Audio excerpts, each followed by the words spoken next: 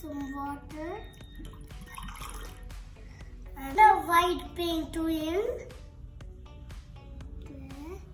There, mixing. Put the oil and put some yellow powder to it.